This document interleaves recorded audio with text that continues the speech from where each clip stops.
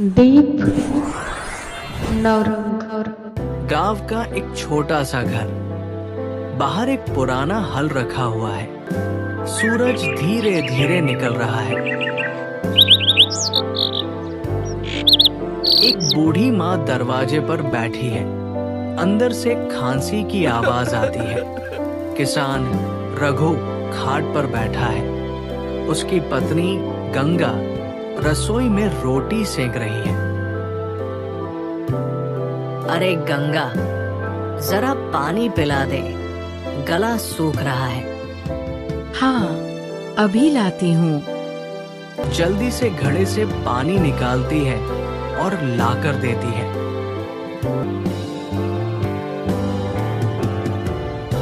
रघु धीरे धीरे पानी पीता है।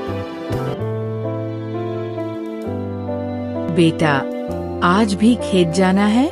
रघु गहरी सांस लेते हुए, हाँ माँ, जाना तो पड़ेगा। कर्जा चुकाना है, नहीं तो महाजन फिर से दरवाजे पर आकर गालियां देगा। गंगा रोटी थाली में रखते हुए, तुम हर रोज खेत में इतनी मेहनत करते हो, फिर भी ये कर्जा कम नहीं होता। जितना चुकाते हो उतना और बढ़ जाता है। रघु थाली की तरफ देखते हुए, ये सूखा और ऊपर से महाजन का सूद, जितनी मेहनत करो सब बेकार लगता है। गांव के बाहर से ढोल और शोरगुल की आवाज आती है। रघु सुनकर चौंक जाता है। बाहर जाकर देखता है, गांव के कुछ लोग एक ठेकेदार के साथ खड़े हैं। चौपाल पर गांव के कई लोग इकट्ठा है। ठेकेदार शिवनाथ ऊंची आवाज में बोल रहा है। उसके साथ दो हटे-कटे आदमी खड़े हैं। रघु भीड़ में खड़ा सब सुन रहा है। शिवनाथ मुस्कुराते हुए, सुनो भाइयों, शहर में बड़ी फैक्ट्री बन रही है। मजदूरों की जरूरत है। काम पक्का, पैसा रोज मिलेगा, ऊपर से रहने खाने का भी इंतजाम है। रघु आश्चर्य से, लेकिन हम तो किसान हैं, हमारा खेत। मोहन हंसकर, अरे रघु, खेत में क्या रखा है? यहाँ बारिश तक सही से नहीं होती। सारा कर्ज चुकाना है तो कमाने के लिए बाहर जाना ही पड़ेगा। भीड़ में से एक किसान, हाँ भाई, गांव में रहकर भी क्या करना, बच्चे भूखे मर रहे हैं। रघु चुप हो जाता है। उसकी आंखों में मजबूरी झलकने लगती है। गंगा और उसकी माँ का चेहरा उसके दिमाग में घूम जाता है। वो सोच में पड़ जाता है। शिवनाथ जोर से, तो फिर तय है, जो चलना चाहे कल सुबह बस तैयार रहेंगे। लोग धीरे धीरे हाँ में हाँ मिलाने लगते हैं। रघु मन ही मन कुछ तय कर लेता है। शाम हो चुकी है। रघु घर के बाहर चुपचाप बैठा है। गंगा उसके पास आकर बैठती है। अंदर माँ की खांसी की आवाज गूंज रही है। तुम इतने चुप क्यों हो? चौपाल से लौटे हो तब से कुछ बोले नहीं। ठेकेदार काम देने आया था, कह रहा था शहर में फैक्ट्री में मजदूरी मिलेगी। गंगा चौंकते हुए, शहर और खेत का क्या होगा? रघु नीचे देखते हुए, खेत से अब कुछ नहीं होता गंगा। कर्जा बढ़ता ही जा रहा है। सूखा पड़ गया तो फसल भी नहीं होगी। गंगा आंखों में आंसू भरकर, तुम खेत छोड़कर चले जाओगे? मेरे पास और कोई रास्ता नहीं है। महाजन रोज ताने मारता है। माँ की दवाई भी चाहिए। कुछ तो करना होगा। और मैं? माँ, हमें छोड़कर जाओगे? रघु थोड़ा भावुक होकर, तुम्हें छोड़कर नहीं जा रहा, तुम्हारे लिए ही जा रहा हूँ। कुछ कमाऊंगा तभी तो घर चल पाएगा। गंगा चुप हो जाती है। अंदर माँ की खांसी और तेज हो जाती है। रघु अंदर जाता है और माँ के पास बैठता है। माँ मुश्किल से बोलती है, क्या बात है बेटा, कुछ परेशान लग रहा है। कुछ नहीं माँ, बस काम की बात सोच रहा था। माँ मुस्कुराकर, बेटा, चाहे कुछ भी हो, ईमानदारी से मेहनत करना, भगवान सब देखता है। रघु की आंखें नम हो जाती है। वो माँ के पैर छूकर बाहर चला जाता है। गंगा उसे देखती रहती है। उसकी आंखों में चिंता साफ झलक रही है। अगली सुबह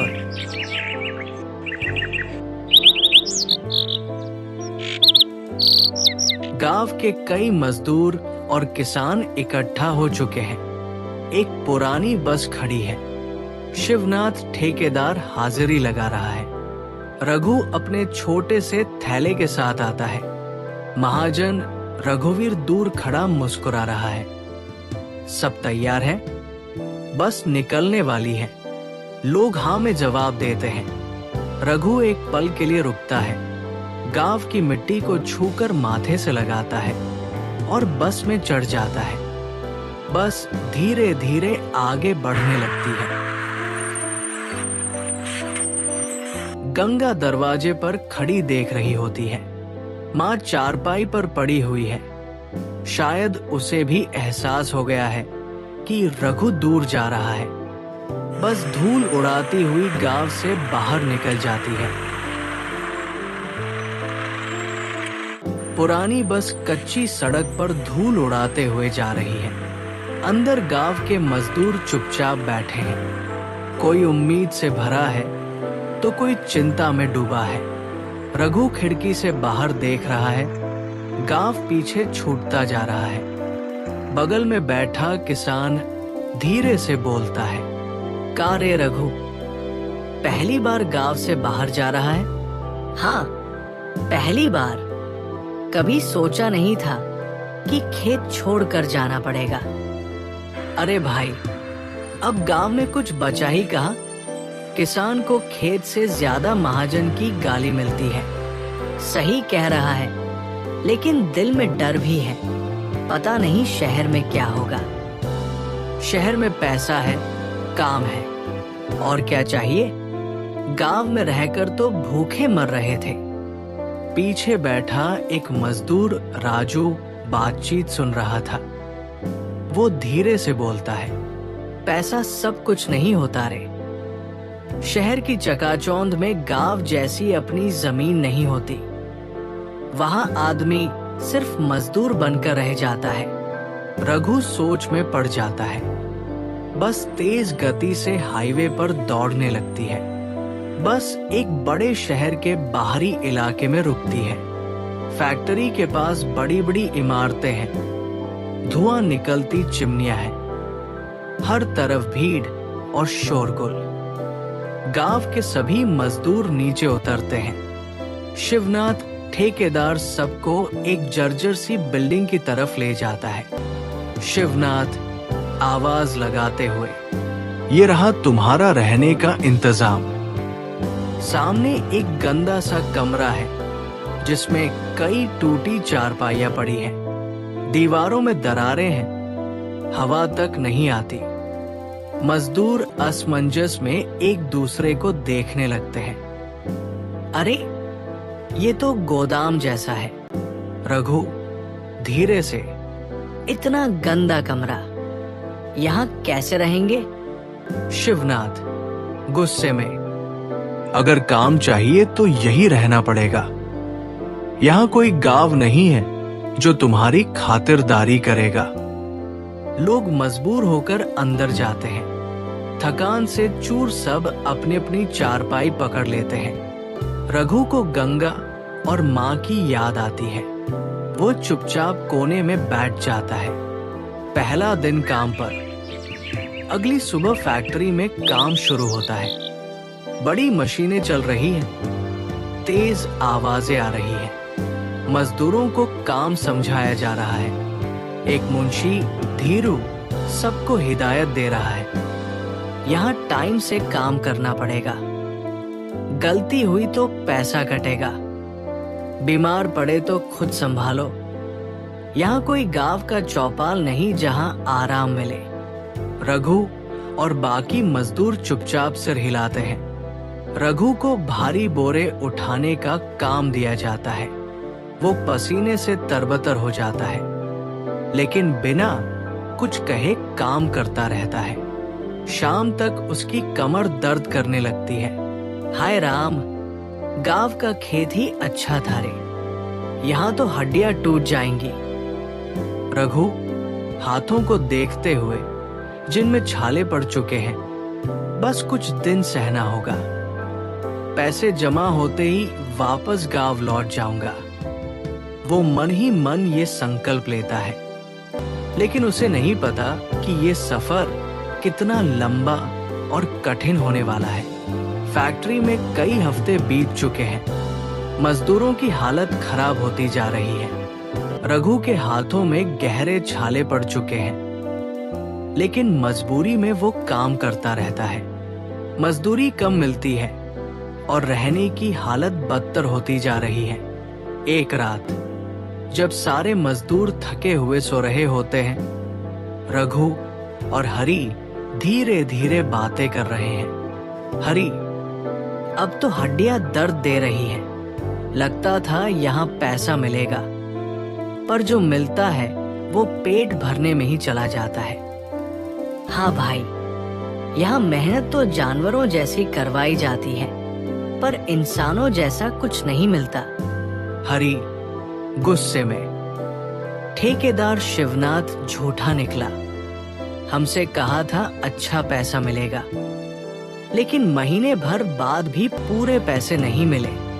रघु दुखी होकर, और गांव में माँ और गंगा हमारा इंतजार कर रही होंगी, पर मैं खाली हाथ कैसे जाऊं? उसी वक्त फैक्ट्री का मुंशी धीरू वहां आता है। मजदूर उसे देखकर उठकर बैठ जाते हैं। सुनो सब, इस महीने का हिसाब हो गया है। कुछ कटौती करनी पड़ी तो आधा पैसा ही मिलेगा।